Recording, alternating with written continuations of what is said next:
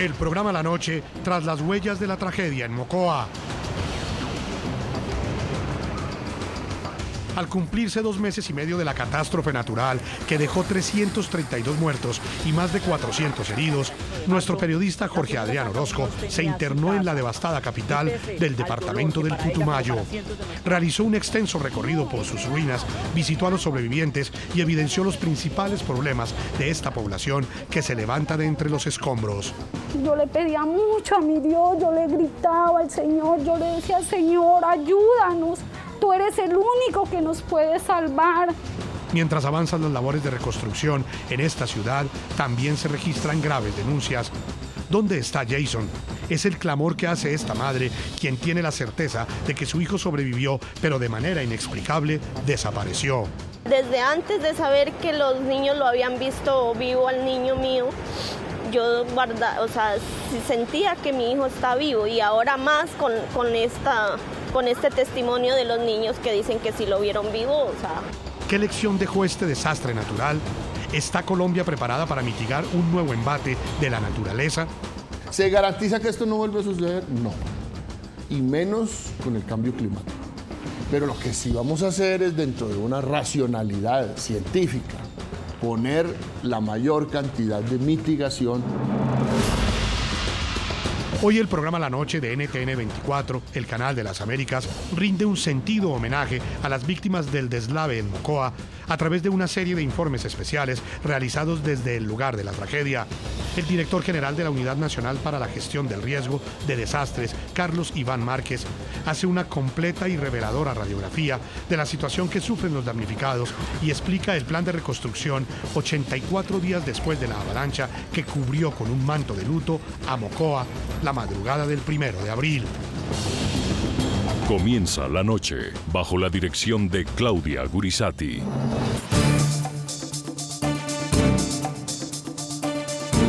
Buenas noches. La noche bajo la dirección de Claudia Gurisati enciende las luces para que usted vea el punto clave de la noticia. Soy Jefferson Beltrán, bienvenidos. La noticia: el ambicioso plan de reconstrucción de Mocoa. 84 días después de la tragedia, el gobierno cuenta con un monto inicial de recursos de al menos de 35.000 millones de pesos provenientes de donaciones nacionales y extranjeras. Entre los sobrevivientes que lo perdieron todo, su principal necesidad en este momento es tener una nueva casa. La noticia: la zozobra entre quienes buscan a sus familiares desaparecidos tras la avalancha. De acuerdo con cifras entregadas al programa La Noche por el gerente de reconstrucción de Mocoa, el actual ministro de Defensa de Colombia, Luis Carlos Villegas, en total son 71 personas de quienes aún no se sabe su paradero. Jason Bustamante, de 8 años, es uno de ellos. Su mamá, Sandra Muñoz, entregó a nuestra unidad investigativa un angustiante testimonio en el que asegura que su hijo aparecía en un listado de personas sobrevivientes, pero sin explicación alguna desapareció. El punto clave de la noticia: nuestro periodista Jorge Adrián Orozco viajó a la zona y allí realizó un extenso recorrido para conocer la situación que enfrenta esta población. Las imágenes hablan por sí solas y sus testimonios son conmovedores, pero también llenos de esperanza. Hoy les presentamos el especial periodístico que hemos denominado Tras las huellas de la tragedia en Mocoa.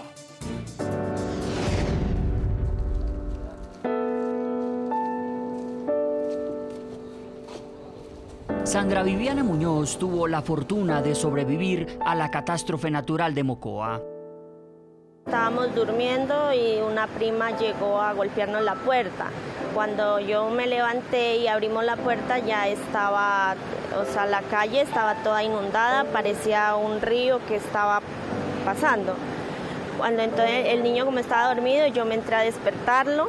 Entonces estaba en la sala sentada, estaba queriendo comunicarme con mi mamá pues para avisarle. Entonces no nos dio tiempo a nada. Cuando yo sentí fue que el agua llegó y tumbó la casa, nos arrastró.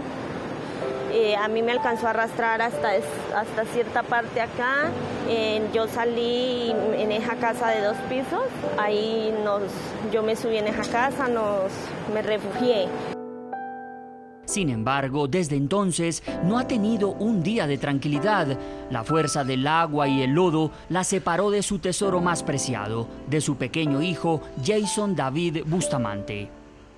Ya desde ese momento no supe más del niño, sino que hasta el otro día, pues como a mí me llevaron hasta el hospital, como estaba herida, entonces mi hermano fue el que se encargó, entonces él fue a Bienestar Familiar, que había un listado de los niños que se encontraban en albergues. Entonces mi hermano fue, revisó el listado y sí, el niño aparecía en ese listado. Este es el listado del que habla Sandra. En el encabezado dice ITP, la sigla del Instituto Tecnológico del Putumayo. Dentro de los nombres que allí aparecen está el de Jason Bustamante Muñoz y al lado la edad correspondiente, 8 años. Según Sandra, un hermano de ella, al indagar por aquella lista en la sede del Instituto Colombiano de Bienestar Familiar, recibió una información que los reconfortaba en medio de la tragedia. Entonces le preguntó a una funcionaria de bienestar, le preguntó, el niño, mire, el nombre de mi sobrino aparece en este listado, ¿cómo hago? Entonces lo que la funcionaria le había respondido es que dijo, sí, efectivamente el niño aparece en el listado, él está vivo y entonces vaya, búsquelo al albergue ITP, ¿no? Pero la realidad resultó ser otra. Cuando mi hermano preguntó por el niño, le dijeron, no, el niño no está acá. Ni siquiera se tomaron el trabajo de decir, entre, revise si el niño está o no está entre los niños que hay, no. Solo la respuesta no está y no está. Entonces mi hermano les había preguntado que por qué. Que por qué si el niño aparecía en el listado. Entonces lo que le dijeron fue que no, que ese era un listado de desaparecidos.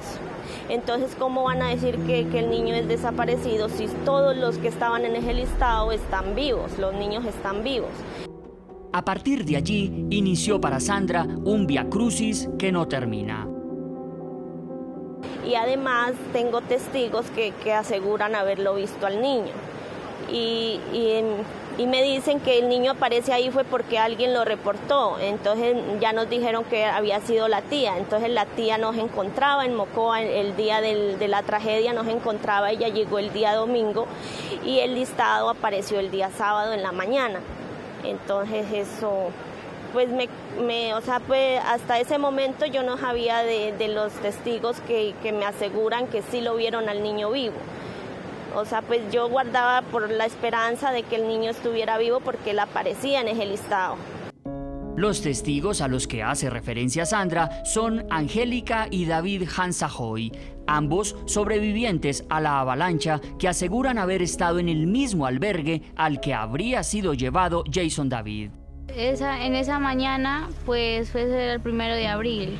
Mi familia, pues fuimos trasladados al albergue del ITP y esa misma tarde, el 1 de abril, miré a Jason Bustamante, pues estaba en la parte de arriba, pues en la parte de abajo era donde estaba el coliseo, donde se estaban quedando las personas y eso. Ya son 84 días los que la mamá de Jason lleva exigiendo una explicación que la convenza. El problema es que nadie me da respuesta, ni Bienestar, ni la Cruz Roja, ninguna autoridad me da respuesta de dónde puede estar mi niño. Pero lo que sí estoy segura es que mi hijo está vivo. Mi niño se llama Jason David Bustamante Muñoz.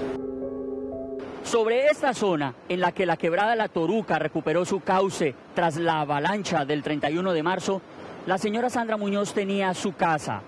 Y pese al dolor que para ella como para cientos de mocoanos significa haber perdido su vivienda, no hay mayor dolor para ella que el no saber qué pasó con su hijo.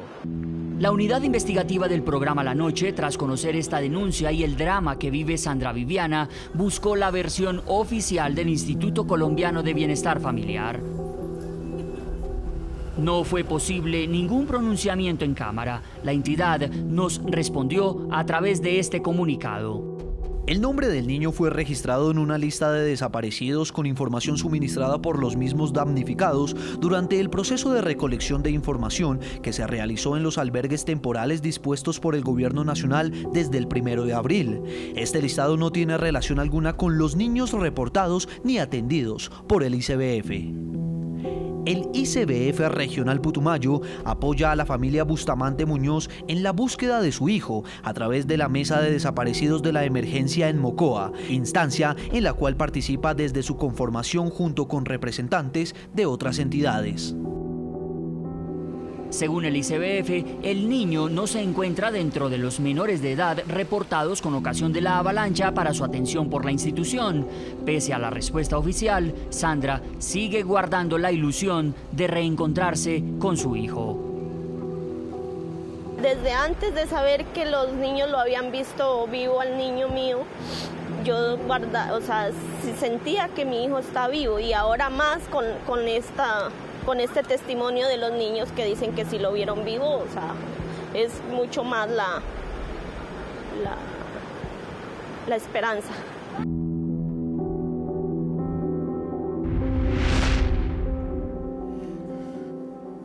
Son las historias que siguen impactando no solamente a Colombia, sino al resto del continente americano, y que les estaremos presentando hoy gracias a este reportaje que ha hecho nuestro periodista Adrián Orozco. Se internó durante varios días en Mocoa, 84 días después de la tragedia, para presentarles esta radiografía que hoy ustedes conocerán hoy aquí en el programa La Noche. Por esa razón, invitamos a ustedes, nuestros televidentes, para que opinen sobre este especial periodístico que hemos denominado Tras las huellas de la tragedia en Mocoa. Lo pueden hacer utilizando el hashtag #LaNocheMocoa, #LaNocheMocoa. Pueden opinar a las cuentas de Twitter que están apareciendo en la parte inferior de nuestra pantalla.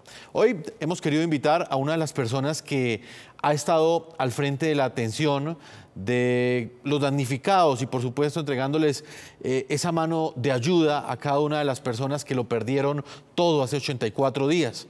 Como ustedes recordarán, para ese momento estuvimos haciendo un especial periodístico aquí en el programa La Noche. Nosotros le hemos hecho seguimiento a la noticia y hemos regresado 84 días después para presentarles a ustedes este diagnóstico que conocerán en esta emisión del programa La Noche. Quiero saludar a Carlos Iván Márquez.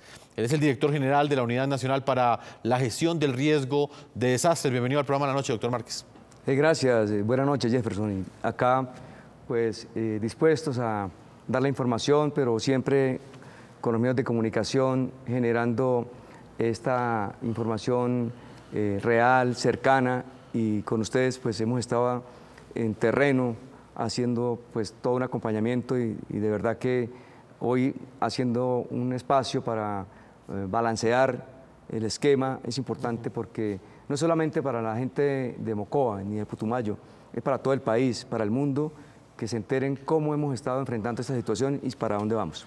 De las personas que se quedaron sin techo, que se quedaron sin casa, ¿cuántas en este momento ya recuperaron por lo menos ese sitio donde vivir? O por lo menos cuántas están también esperando, y qué, digamos, qué falta por realizar para que estas personas reciban, digamos, una nueva casa.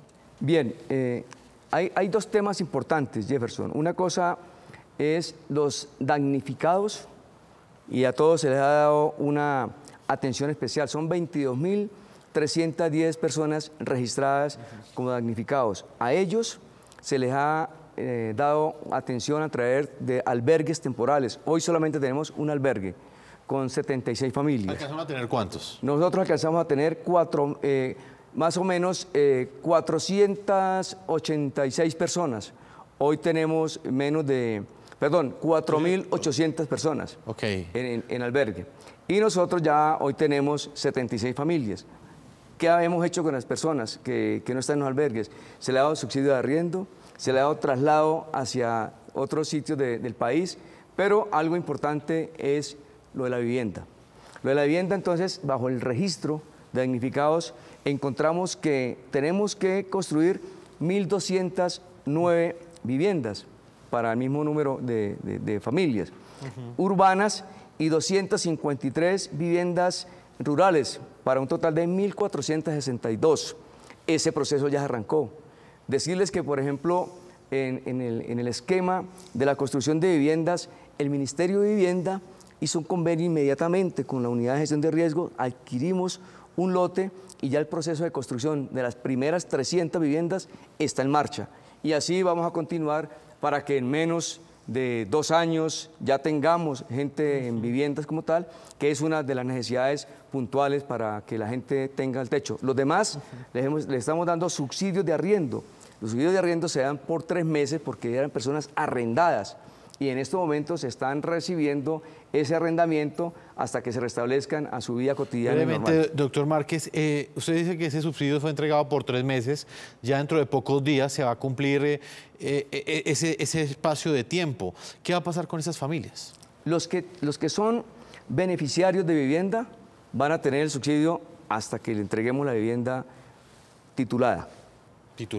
Titulada, son de propiedad. ¿Qué puede ser cuánto tiempo más o menos? De acá hasta final del año, con el Ministerio de Vivienda se piensa que ya podemos entregar las primeras 150, el año entrante se empieza ya con la construcción del resto y aspiramos a, si yo hago una comparación con Salgar, que duramos menos de 2 años entregando viviendas, nosotros aspiramos que el año entrante sea un proceso de construcción rápido, con adquisición de los lotes que están ya verificando, que cumplan con las garantías de seguridad para que queden en sitios seguros. Entonces, por lo menos en 2 años estaremos entregándoles subsidios de arrendamiento, que lo hacemos a través del Banco Agrario, con un giro directo, para que la gente no maneje recursos, sino que se entregue directamente a la persona que le arrienda el inmueble.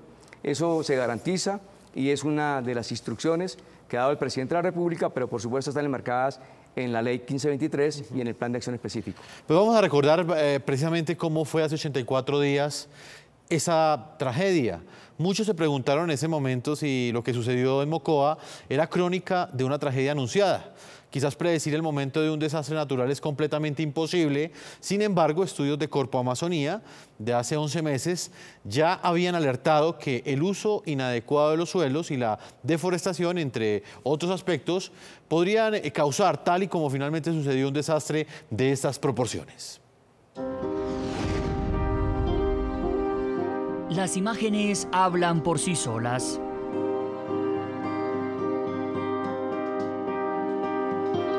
El desgarrador panorama muestra la magnitud de la catástrofe que enlutó a Colombia.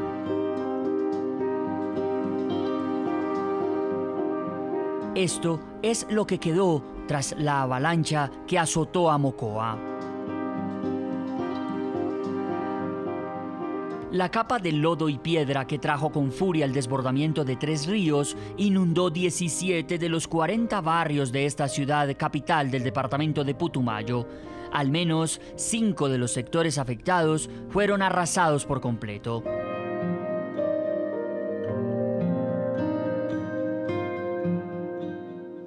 En estas imágenes, logradas en exclusiva por el patrullero del aire de Noticias RCN, pudo observarse el punto exacto donde inició el deslave.